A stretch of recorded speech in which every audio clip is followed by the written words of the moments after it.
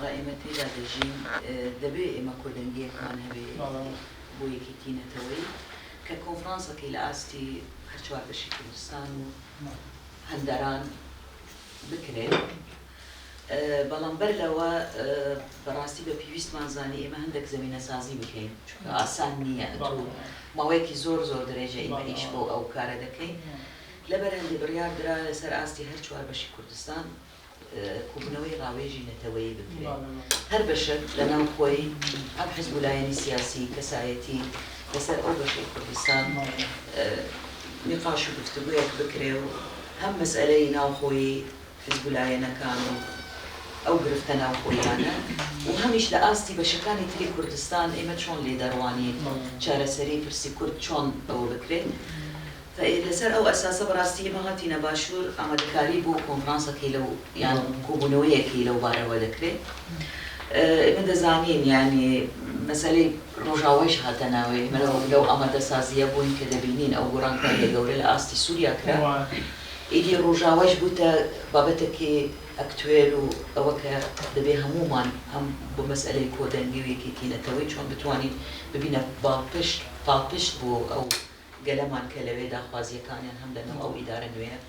ئەوە دەکرێت. دیارە لە ڕۆژاوای کوردستانیش ئامادەسازی هەیە بۆ کۆبوونەوەیەکی ڕاوێژی زۆر گرنگە لە قۆناغەدا مەسئلەی یەکێتی و کۆدەنگی کوردی بۆ دامەستاندن لەگەڵ مەرکەز. ڕۆژهەڵاتیش یعنی پێویست ناکە ئەمن شرۆڤە بکەم لەسەر ڕۆژی واقعەتی ڕۆژهەڵات ئێستا ناکرێت لەوێ لەسەر خاکی کوردستان بکرێ ئەو کۆنفرانسە لەبەر هەندێ بڕیار دراوە لە ئەوروپا بابەتێکی لەو شێوە بکرێت. ینی باکووری کوردستانیش بە هەمان شێوە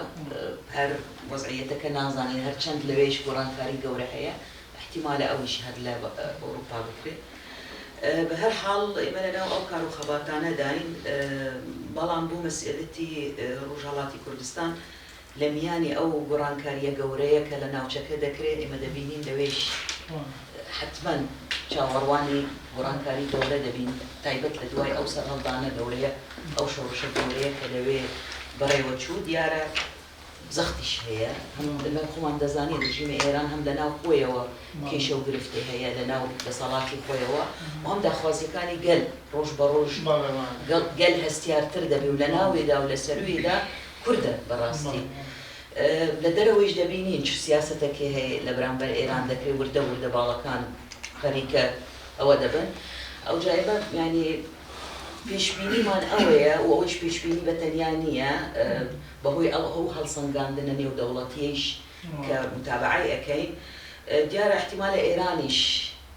ئێستا ڕووی لە ناو خۆی دەکا یان بەسەر کوتکاری دەنگەکان ئەوە بکە یانیش ممکنە شتە گۆڕانکاریەک بێ احتیمالیشە گۆڕانکاریەکی گەورە لە ئاستی چۆن لە سووریا کرا. من بەگشتی ئاوا دەتوانم وەڵام بدەمەوە کە لە هەر قۆناغێکدا کە کورد ناوماڵی یەکگرت و یەکریز نەبووە دەرفەتەکانی زۆرتر لە دەستداوە لە بواری ئەمنیەوە زۆرتر گوشاری خسراوەتە سەر لایەنەکان و وڵاتانی دەوروبەر ئەوانەی کە بەرژەوەندیان لەو پارچانەدا ئەوانە زۆرتر توانیوێنە دەستی خۆیان بێنە پێشێوە دەستێوەردان بکەن بۆیە بەگشتی یەکگرتووی و یەکریزی بە تاکید دەتوانێت قازانج بێ بۆ کوردەوە هەمیشە بووە تاریخەن و مێژوویەن لە یەکگرتو نەبوونی کورد زەرەری کردو هەموو دەرفەتەکانی لە دەستداوە بەداخەوە بۆیە بە تاکید یەکگرتووی و یەکریزی ناوماڵی کورد دەتوانێت قازانج بێ بۆ هەموو پارچەکانی کوردستان. ئەگەر لە هەرێمی کوردستان بۆ نمونە یەکگرتووی بێ وەزعی کوردی ڕۆژهەڵات باشترە وەزعی کورد لە پارچەکانی دیکە باشترە بە تاکید لە ڕۆژاواژ ئێمە هیوا دەخوازین کە پارتەکانی ڕۆژاوا یەکگرتووتر بن دانوستان بکەن بە یەکەوە لەسەر یەک مەوزوع ساغ بنەوە بە یەکگرتووی یەکریزیەوە بڕۆن بەردەم پێشهاتەکانی کە دێتە بەردەمیان.